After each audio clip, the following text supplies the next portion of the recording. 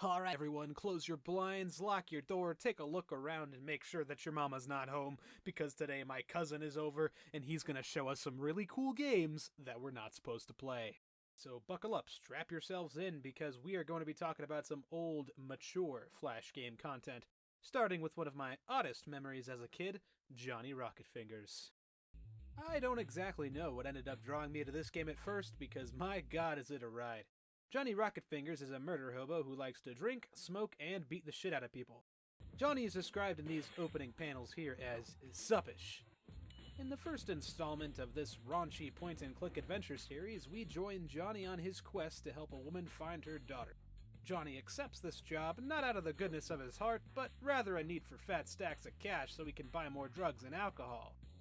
Like most point-and-click adventure games of the time, the gameplay here is simple. Find random objects around the scene to solve puzzles. Now, the puzzles in this game have no real logical sense to them.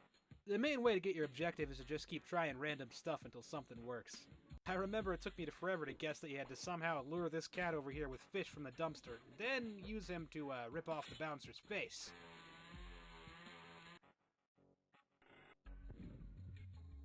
Now, I would have just punched him or something, but cats work too, I guess. The rest of the game goes by pretty quick, but there are some funny and cool animated scenes to watch here. I especially love this giant minigun battle scene. I mean, what kind of gun is even used here? It's got like 18 barrels and there's knives taped to the side of it. As badass as Johnny is, he does end up being captured by the gang and sent to this jail cell here, and let me tell ya, it took my dumb ass a hot minute to figure out what the hell to do. Apparently there are a couple different ways to get out of this situation here, but the one I found was bending the screwdriver and using it to get out of this window here. Once outside, we reach part Vizor, the conclusion. The ending I chose ends the game pretty abruptly here. Johnny decides that this random girl on the street will suffice to get his money. Once he gets his cash, Johnny leaves the woman with the random girl he found and swiftly makes his exit.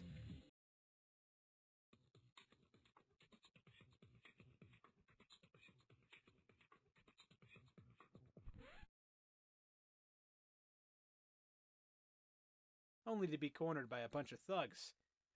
The screen here will tell you when you've missed options, and you can go back to the specific scenes to figure out what you missed. But I don't have time to see the other stuff. We gotta check out the sequel, which is a vast improvement, in my opinion. Johnny Rocketfingers 2 really captures the potential of this series, and boy is it a lot raunchier. I mean, the inciting incident is Johnny beating up this drug dealer with a 2x4 because he didn't appreciate the prices. What a way to start us off. This causes the drug dealer to put out a massive hit on Johnny, and this leads to our first puzzle as three huge thugs corner us at the bar.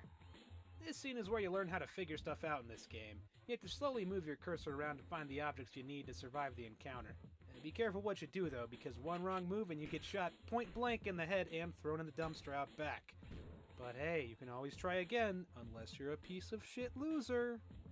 The key to winning here is to break the bottle on the counter and then grab the cigarette ashes. Now that Johnny has everything he needs, he can employ the old pocket sand trick and brutalize his opponents. After the cartoonish carnage ends, we find a conspicuous Thug Inc. ID card. Now that Johnny knows who his pursuers are, we can find them and murder them, as he says so dramatically.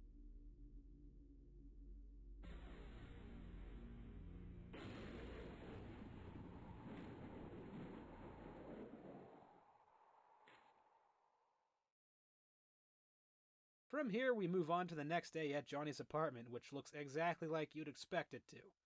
Three thugs pound on the door, rousing Johnny from his sleep as we have to figure out how to get him out of here without going through the front door. We find the window key and a quarter under the couch and sneak out the window. On the windowsill, we are greeted by this dickhead of a pigeon who is holding something shiny in his nest. Apparently, even though Johnny has godlike action hero abilities, he can't get past a simple bird without some kind of tool.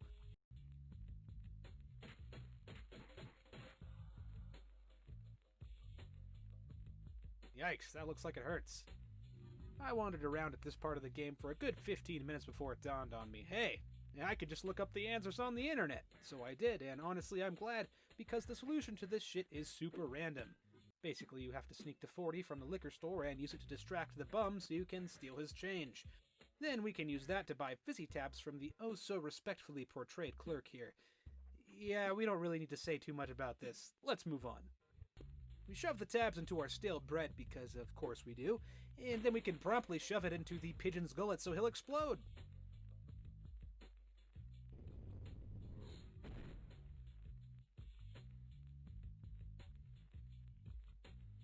Now that we have this hairpin from our deceased feathered adversary, we just need to grab a few things we missed from our apartment earlier and talk to this shady guy by the alley. This fella tells us that he knows where Thug Inc. is located, but he needs us to get his favorite Zippo lighter from the drain first. Simple enough, right? Well, it would be, but this giant-ass gator has other plans. But don't worry too much, a simple trip to the alley garbage solves our issue there. We take all the tools we need and head back down to distract the gator with this dirty hamburger and knock him out with this nice lead pipe we have.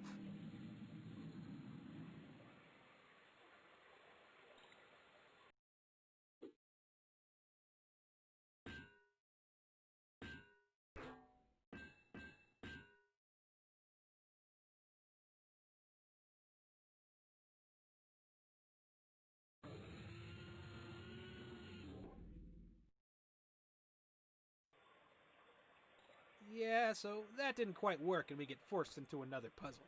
Here you just need to use the tools from the dumpster to rig the sewer panel and flush out the crock.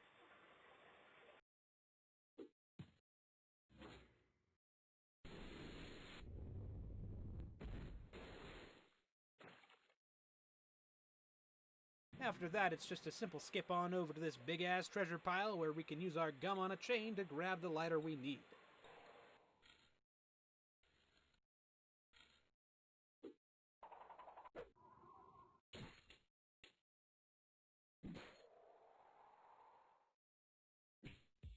Upon returning the lighter, we can use the stolen change to take a bus ride to Thug Inc., and what do you know, it's a trap. The game ends here, after another cool animated fight sequence that I won't show in its entirety for some obvious reasons. And that was Johnny Rocketfingers. Not something I probably should have played as a kid, but hey, I turned out alright, I think. I dig the style of these games and hope the creator can come out with his third game that's been in development for a while. I'll find a link for some concept pics, but it looks like a crazy cool idea I'd love to see and play at some point, even if point-and-click adventure games aren't something I'm crazy good at. We're gonna make things a bit more dark and edgy here with an old sniper classic, Clear Vision. The Clear Vision series is a memorable one for me. This opening scene here really fucked me up as a kid. You see this war criminal drive up to a home, kill the protagonist's parents execution style, and force him to be a child soldier. Yeah, I'm not lying, this shit was pretty heavy back in the day. Years later, the protagonist has grown up and escaped his life of servitude only to live out his days as a shady contract killer. Your apartment is the main hub of the game. Here you can watch TV clips of the murder you just committed and read about it in the newspaper in the kitchen. You can also go to the computer and accept the job for the day. There isn't a lot to go through as this first game is relatively short-lived. The main gameplay of Clear Vision is simple. Figure out who you have to kill and do it without them getting away. Most of the hints are right there in the job description, but sometimes you have to look a bit more clearly to figure out what it is you're supposed to do. My favorite mission was the theater one. You have to make it look like an accident so you drop this sandbag on the target's head.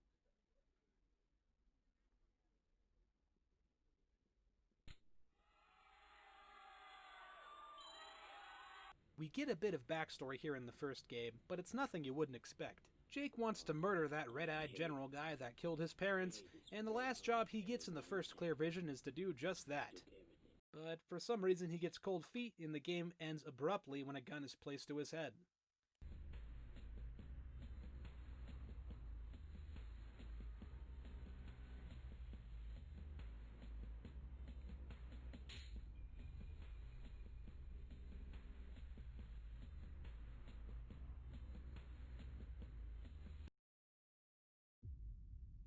Clear Vision 2 takes the same simple formula but adds a lot more beef to it.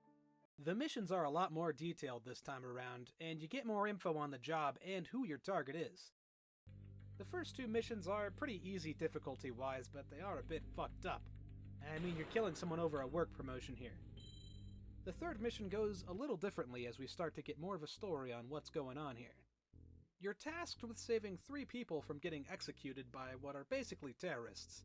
You try to shoot the guard and save their victims, but your gun starts to jam as, one by one, you are forced to watch the execution go through.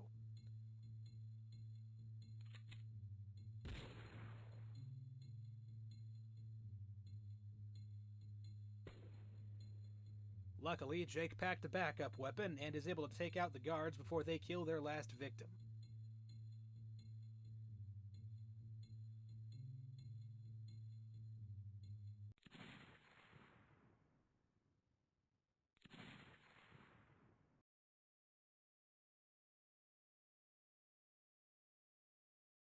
The blindfold is stripped off, and it's revealed that this is the same mystery guy that ended up saving you at the end of Clear Vision 1.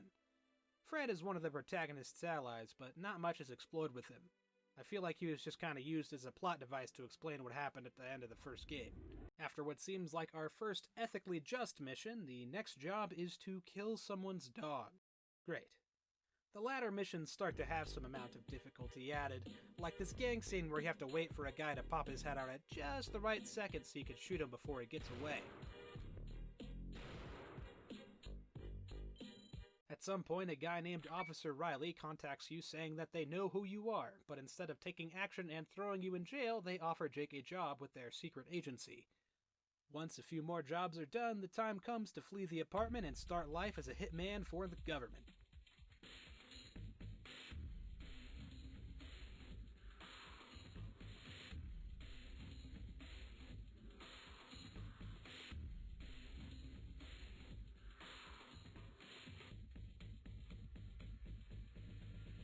The jobs get a lot more high profile from here. Instead of taking people out over petty shit, we deal with war criminals. Operation Bluestorm is the first mission where you have to be a bit careful who you shoot first, as both armed targets will kill you if you don't react quick enough or in the right way. But once we jump through some hoops and cut some wires, the time comes to get our revenge against the Red-Eyed General.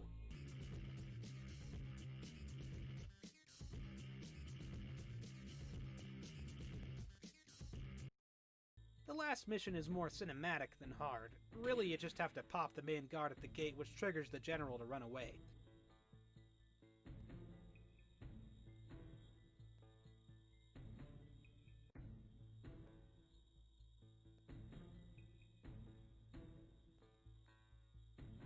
Jake hunts him down swiftly, though, and gets his long-deserved revenge.